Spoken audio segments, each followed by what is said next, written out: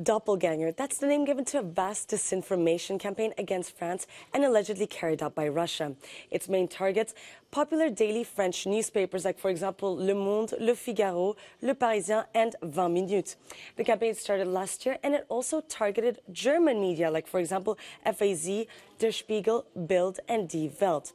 So how does this campaign work? Well, check out this website. At first glance, it looks exactly like Le Parisien official website.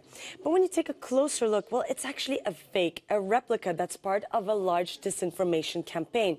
How do we know this? Well, the real website of Le Parisien's domain name is leparisien.fr, while this one, the fake one, is leparisien.ltd. And that's why it's called a doppelganger campaign.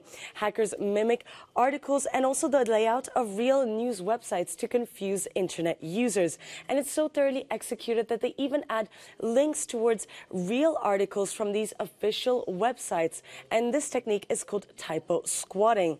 So how do we know that this is a propaganda campaign? Well, according to the French authorities, these copycat websites spread a lot of pro-Russian content. Here's one example of a fake article attributed to the French newspaper Le Monde. So it reads here in French, French minister supports the murder of Russian soldiers in Ukraine. So as you can see, it's a very biased and pro-Kremlin title. And usually the same propaganda narratives always come back on these copycat websites.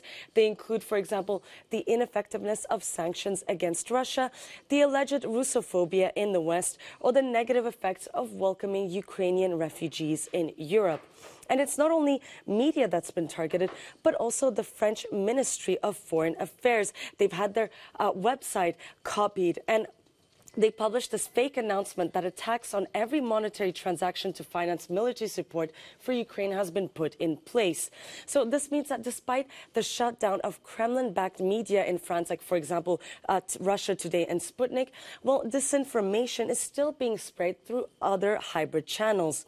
And these articles are first shared on social media to try to get them to become as viral as possible.